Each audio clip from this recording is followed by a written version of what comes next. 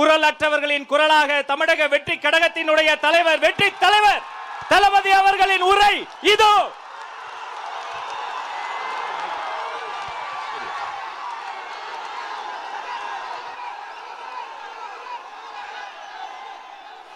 திருப்பவனம் மடப்புரம்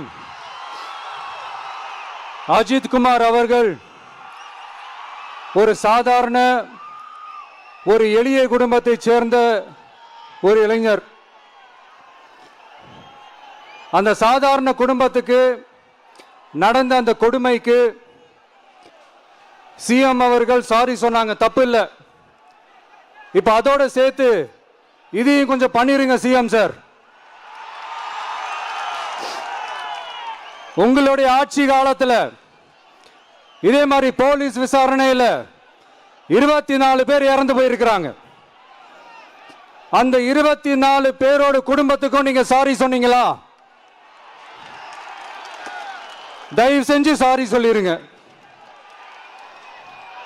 அஜித் குமார் அவர்கள் குடும்பத்துக்கு நீங்க கொடுத்த நிவாரணம் மாதிரி இந்த 24 பேர் குடும்பத்துக்கும் நீங்க நிவாரணம் கொடுத்தீங்களா? தயவு செஞ்சு நிவாரணம், அந்த நிவாரணத்தையும் கொடுத்துருங்க. சாத்தான்குளம் ஜபராஜ் ஃபெனிக்ஸ் அந்த கேஸ் வந்து சிபிஐக்கு மாத்தினப்போ இது தமிழ்நாட்டோட காவல்துறைக்கு அவமானம்னு சொன்னீங்க. இன்னைக்கு நீங்க உத்தரவிட்டதுக்கு பேர் என்னங்க சார்? அதே தானே அன்னைக்கு நீங்க சொன்னதும் இன்னைக்கு நடக்கிறதும் அதே தானே? அதே சிபிஐ தானே? அதே சிபிஐ ஆர்எஸ்எஸ் பிஜேபியோட கைப்பாவையாத்தான் இருக்கு. ஏன் நீங்க அங்க போய் ஒளிஞ்சுக்கிறீங்க? ஏன்னா தமிழக வெற்றி கழகம் டிவிகே சார்பா நீதிமன்றத்தோட நேரடி கண்காணிப்புல ஒரு சிறப்பு புலனாய்வு குழு விசாரணை அமைக்கணும்னு ரொம்ப ஸ்ட்ராங்கா கேட்டிருக்கோம்.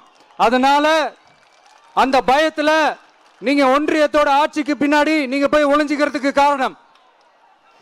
இன்னும் உங்களோட ஆட்சியில் இன்னும் எத்தனை அட்ராசிட்டிஸ், அண்ணா யூனிவர்சிட்டி கேஸ்ல இருந்து இன்னைக்கு அஜித் குமார் அவர்கள் கேஸ் வரைக்கும் எல்லாத்துக்கும் நீதிமன்றம் தலையிட்டு உங்க கவர்மெண்ட் கேள்வி கேட்டுக்கிட்டு இருக்கு. எல்லாத்துக்கும் நீதிமன்றம் தலையிட்டு கேள்வி கேட்கணும்னா அப்புறம் நீங்க எதுக்குங்க சார்? உங்க ஆட்சி எதுக்குங்க சார்? நீங்க உட்கார்ந்து இருக்கிற அந்த சிஎம் பதவி எதுக்குங்க சார்? எப்படி கேள்வி கேட்டாலும் உங்ககிட்ட இருந்து எந்த பதிலும் வர போறல. ஏன்னா இருந்தா தானே வரும். மேக்சிமம் உங்ககிட்ட இருந்து வர பதில் சாரிமா, தெரியாம நடந்துருச்சுமா, இல்லனா நடக்க கூடாதது நடந்துருச்சுமா, சாரிமா, அவ்வளவுதானே. இந்த வெற்று விளம்பர மாடல் திமுக சர்க்கார் இப்ப சாரிமா மாடல் சர்க்காரா மாறிடுச்சு. இப்படி இருக்கிற இந்த இன்எபிலிட்டி கவர்மெண்ட் இந்த ஆட்சியை விட்டு போறதுக்குள்ள நீங்க செஞ்ச எல்லா தப்புக்கும் பரிகாரமா சட்டம் ஒழுங்க சரி செஞ்சே ஆகணும். இல்லனா மக்களோட மக்களா ஒன்னா நின்று உங்களை சரி செய்ய வைப்போம். டிவிகே சார்பா அதுக்கு உண்டான அத்தனை போராட்டங்களும் எடுத்து நடத்தப்படும். தேங்க்யூ.